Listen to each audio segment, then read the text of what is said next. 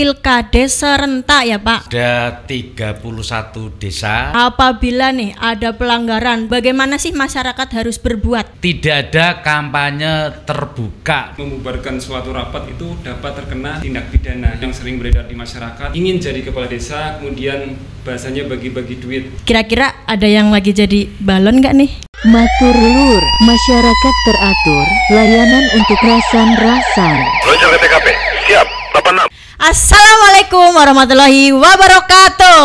Waalaikumsalam warahmatullahi wabarakatuh. Iya, sedulur Matur Lur Purbalingga, ketemu lagi dengan saya Bribtu Desi Ardi dalam acara podcast Matur Lur, masyarakat teratur, layanan untuk rasan-rasan. Ya, pada kesempatan kali ini saya ditemani bapak-bapak yang luar biasa ini. Yang pertama, saya ditemani oleh Kepala Dinas Pemberdayaan Masyarakat dan Desa ya Pak. Bapak Pandi, betul Pak? Ya. Iya, nanti kenalan lanjutannya Pak ya. Dan di sebelah kiri saya dengan Pak Kanit 1, Satreskrim Polres Purbalingga, Ibda Setian. Iya. Iya, pada kesempatan ini kita mau bahas tuntas tentang pilkades serentak di wilayah Purbalingga. Di wilayah Purbalingga ini ternyata mau pesta rakyat, pemirsa ya, sedulur Matur Lur. Ini kita ngobrol-ngobrol dulu ya. Mohon maaf ya Pak, saya ngobrol dengan Pak Kepala Dinpermasdes. Aduh, agak susah ini Pak. Dinpermasdes. Dari kemarin saya nyebutnya itu kesleo. Silahkan Bapak boleh perkenalan dulu dengan pemirsa Matur Lur. Oke, Assalamualaikum warahmatullahi wabarakatuh. Waalaikumsalam warahmatullahi wabarakatuh. Kepada rekan-rekan Matur Lur, jadi pada kesempatan hari ini khusus kita akan membahas terkait dengan pilkades di Kabupaten Purbalingga. Saya nama Pandi, Kepala Dinpermasdes Kabupaten Purbalingga.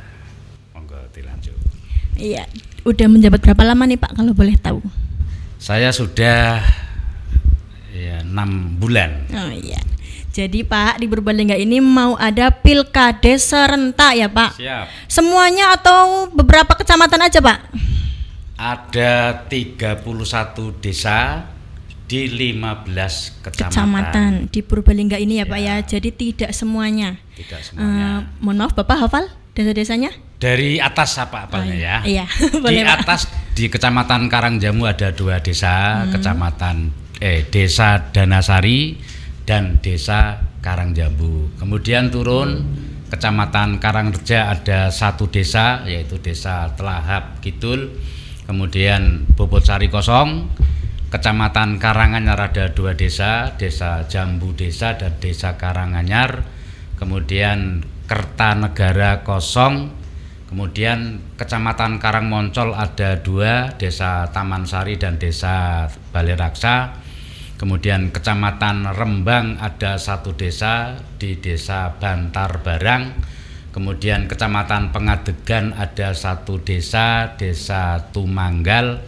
Kemudian Kecamatan Kejobong ada 2 desa, yaitu Desa Gumiwang dan Desa Langgar. Kemudian Bukateja ada 1 desa Bukateja.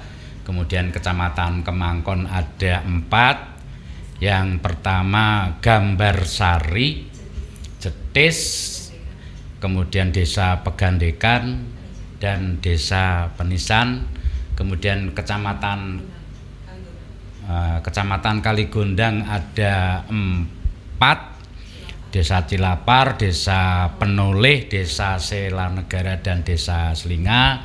Kemudian Kecamatan Purbalingga ini 0. Kemudian Kecamatan Kalimana ada 1 desa, yaitu Desa Babakan. Kemudian Kecamatan Padamara ada 2, Desa Gemuruh dan Desa Karanggambas. Kemudian Kecamatan Kutasari ada 2, Desa Karangreja dan Desa Kutasari. Kemudian Kecamatan Bojongsari ada 2, Desa Karangbanjar dan Desa Galuh. Di Kecamatan Mrebet ada 4, Desa Kradenan, Desa Pengalusan, Desa Bojong dan Desa Pagerandong. Sudah semua ya? Wah, luar biasa Pak. Desa. Ya. Jadi karena persiapan kita panjang, ya hafal. Luar biasa Bapak ini. Jadi ada 31 desa di 15 kecamatan di wilayah Purbalingga ini besok mau melaksanakan pilkades serentak. Kira-kira ada yang lagi jadi balon nggak nih? Kira-kira persiapan ya. Ya Pak, untuk waktunya, waktu pelaksanaan pemungutan suara. Siap, kita sudah mencari waktu dan waktu itu sudah kita perhitungkan, hitungan Jawa dan sebagainya, tanggal 20 November hari Minggu. Oh ya. Ingat Lur, tanggal 20 November hari Minggu kita di desa yang ketempatan untuk pilkades untuk melaksanakan pemungutan suara. Ojo kelalen. Iya, dalam ini Pak, waktu ini, dalam sekarang ini Pak, tahapan yang sedang dilalui ini apa Pak? Atau mungkin dari awal tahapan-tahapan apa nih biar sedulur maturlur paham tentang ini alur-alurnya. Oke. Untuk tahapan pilkades ini yang pilkades reguler terbagi menjadi 4 tahapan pokok. Yang pertama tahapan persiapan, yang kedua pencalonan, yang ketiga pemungutan suara, yang keempat penetapan. Proses pertama sudah persiapan kita laksanakan sosialisasi, kemudian pembentukan panlak, pembuatan tata tertib, berita acara, RAB dan sebagainya. Kemudian pencalonan kita sudah selesai, pencalonan pendaftaran dan pengumuman tanggal 28 September sampai tanggal 6 Oktober sudah kita tutup dan sesuai dengan laporan dari masing-masing panitia termasuk Bapak Ibu Camat yang ada pilkades, karena syarat minimal 2 calon dan maksimal 5, ada satu desa yang pendaftarnya ada 6, berarti nanti ada tambahan seleksi. Kemudian yang lain mudah-mudahan semuanya mempunyai syarat sehingga bisa ditetapkan menjadi calon kepala desa. Kemudian tahapan saat ini yang sedang berjalan adalah penelitian berkas. Jadi berkas yang dibawa dilampirkan oleh para bakal calon diteliti oleh panitia, termasuk kelengkapan, keabsahan, bahkan panitia diberi kewenangan untuk mengecek keabsahan daripada berkas yang dilampirkan. Artinya ketika ada panitia yang meragukan benar tidak warga saya yang nyalon kades ini lulusan SMA atau mungkin sederajat dan lain sebagainya, panitia diberi kewenangan untuk mengecek keabsahan berkas yang dilampirkan. Kemudian tahapan selanjutnya tentu pengumuman hasil verifikasi berkas. Yang pertama, pengumuman disampaikan kepada bakal calon. Ketika berkas itu masih belum lengkap, diberi kesempatan untuk melengkapi berkas. Ada waktu 7 hari nanti. Kemudian juga diumumkan kepada warga masyarakat, ditempel di tempat-tempat yang strategis sehingga warga masyarakat bisa mengetahui siapa bakal calon kepala desa yang persyaratannya memenuhi. Jadi masih panjang prosesnya dan mudah-mudahan nanti bisa berjalan dengan lancar semuanya. Kalau tidak ada desa yang calonnya hanya 1 berarti tidak ada perpanjangan. Tetapi kalau setelah dicek persyaratan berkas ternyata ada yang tidak memenuhi syarat, kemudian di desa itu hanya ada 1 bakal calon yang belum ditetapkan, nanti ada perpanjangan selama 20 hari. Oke, tanggal 26 sampai tanggal 14 November itu kesempatan nanti untuk perpanjangan waktu supaya apa, minimal 2 nanti di desa itu terpenuhi. Dan ketika tanggal 14 penutupan, ketika jumlah calonnya lebih dari 5 berarti harus ada seleksi karena sesuai aturan maksimal 5 calon dan teknik penilaian sudah kita atur di Perda dan Perbub, panitia tinggal melaksanakan. Terakhir tentu ada persiapan kampanye, kemudian persiapan TPS sampai menjelang hari H tanggal 20 November kita rame-rame datang ke TPS untuk memilih pimpinan kita. Saya berharap semuanya bisa berjalan dengan lancar, tertib, terkendali dan terpilih kepala desa kita yang terbaik untuk membuat warga masyarakat sejahtera di masa yang akan datang. Demikian, Mbak. Iya Pak. Jadi sedulur, di desa kalian yang ada pilkadesnya itu minimal 2 calon ya, tidak ada yang satu lawannya kosong, itu nggak boleh. Jadi minimal 2 dan maksimal 5 calonnya ya. Kalau lebih dari 5 ada seleksi tambahan. Berbicara tadi mengenai situasi yang aman dan kondusif, jadi saya ingin geser ke sebelah kiri saya. Ini dari Polri, perwakilan Polri ya. Ya Pak Setian, boleh kenalan dulu Pak, silakan. Untuk waktunya, mohon izin untuk nama Setian Rizky Akbar, pangkat Ibda, untuk jabatan Kanit 1 Satreskrim Polres Purbalingga. Adapun untuk jabatan saya sudah 1,5 tahun. Iya, begitu Lur. Ini Pak Setian namanya. Ya Pak, mengenai tadi situasi aman kondusif pada saat pemungutan suara dan semua tahapan pilkades ya Pak.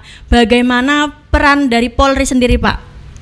Terkait dengan peran Polri, bahwa kita melakukan pengawalan pengamanan mulai dari tahapan sebelum pelaksanaan pemilihan, pada saat maupun nanti setelah, yaitu pada saat pelantikan kepala desa secara serentak gitu.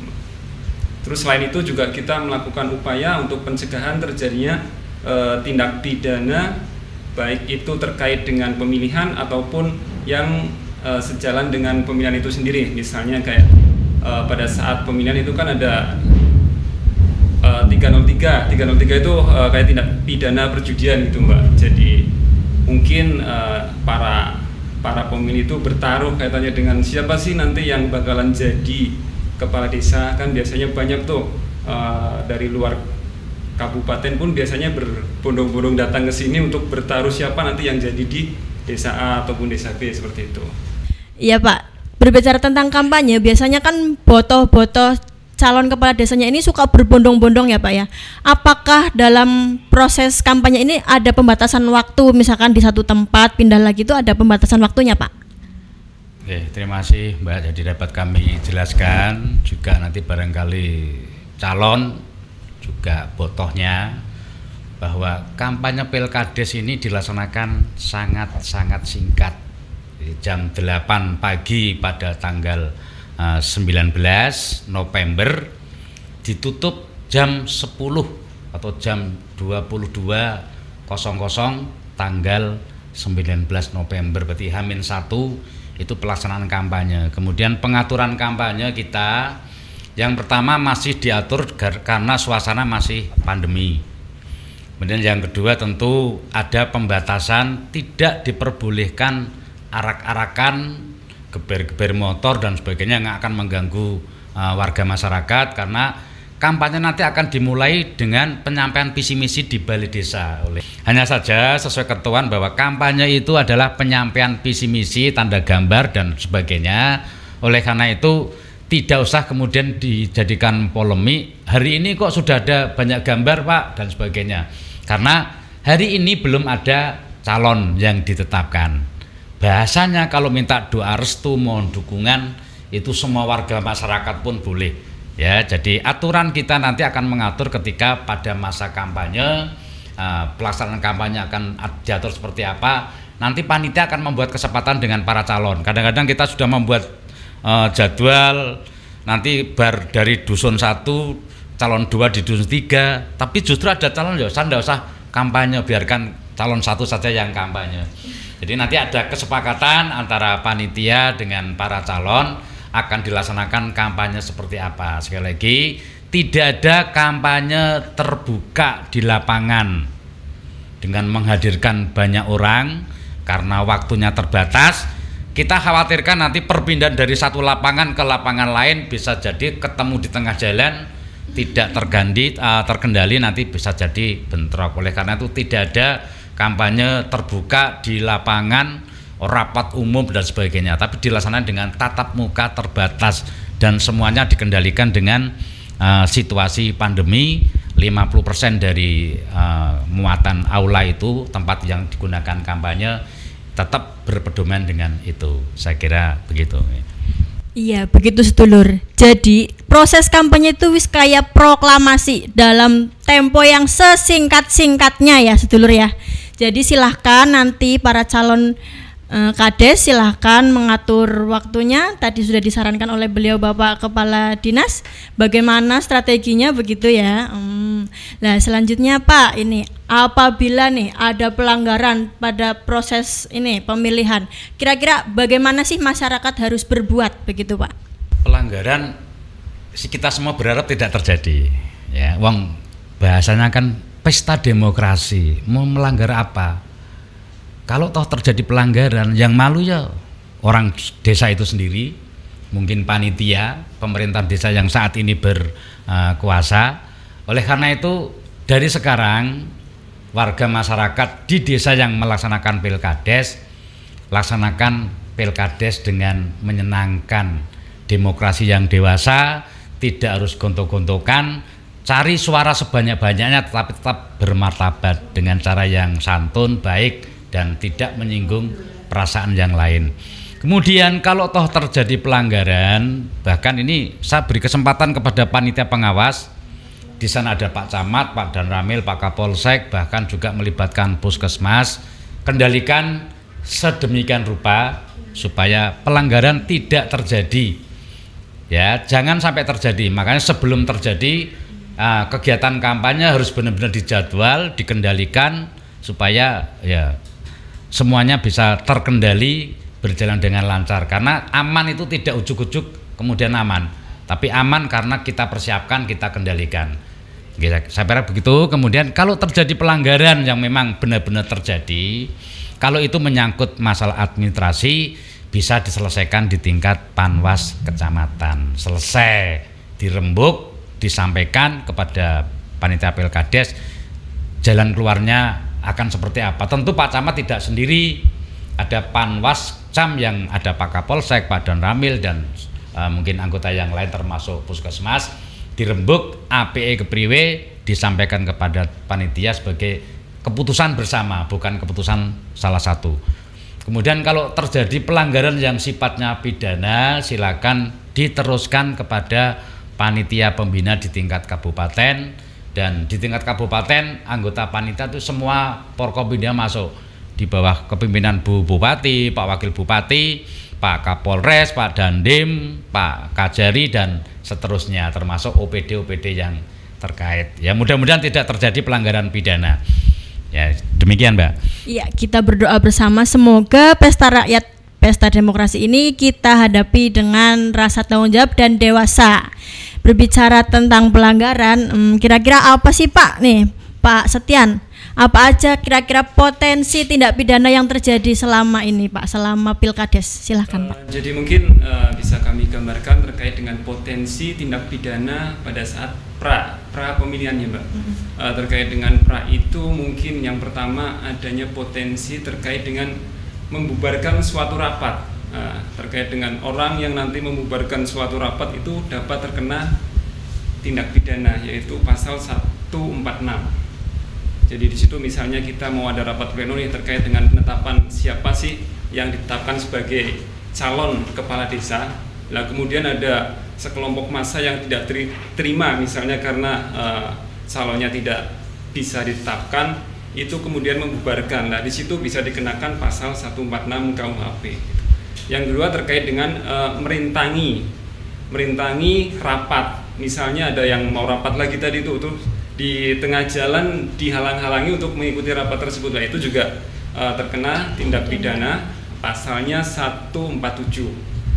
Kemudian untuk pra pemilihan lagi adanya dugaan tindak pidana pemalsuan surat. Nah, biasanya itu para calon kepala desa memalsukan terkait dengan mungkin ijazahnya atau surat keterangan catatan kepolisiannya. Itu kan dia pernah melakukan tindak pidana tapi tidak disampaikan pada saat proses pembuatan. Nah, itu bisa dikenakan tindak pidana terkait dengan pra sebelum pemilihan kepala desa. Selanjutnya terkait dengan potensi tindak pidana pada saat pemilihan, yaitu merintangi hak pilih. Itu jadi misalnya orang pada saat akan melakukan pencoblosan kemudian ada yang menghalang-halangi agar tidak mencoblos, itu juga tindak pidana. Selanjutnya money politik, lah itu yang sering beredar di masyarakat bahwa ada seseorang yang ingin jadi kepala desa kemudian bahasanya bagi-bagi duit bagi-bagi duit agar mencoblos dirinya, kan seperti itu. Itu merupakan juga tindak pidana, pasalnya 149, itu bisa diancam 9 bulan. Jadi yang memberi, kemudian yang menerima uang tersebut juga bisa diancam pidana juga, karena menerima uang di sini money politik itu ancamannya juga sama, 9 bulan. Selanjutnya terkait dengan manipulasi suara, kemudian penyalahgunaan hak pilih dan menggagalkan perhitungan suara. Di situ juga bisa dikenakan dugaan tindak pidana. Terkait dengan potensi tindak pidana di luar pemilihan, yaitu yang pertama terkait dengan dugaan penganiayaan yang dilakukan secara bersama-sama, yaitu pasal 170 KUHP, semisal setelah pemilihan calon kalah kemudian melakukan penganiayaan kepada pendukung calon lain, itu bisa diancam pidana. Kemudian merusak karena tidak terima, kemudian merusak balai desa misalnya, itu juga bisa dikenakan sanksi pidana, diatur di KUHP itu pasal 406 KUHP.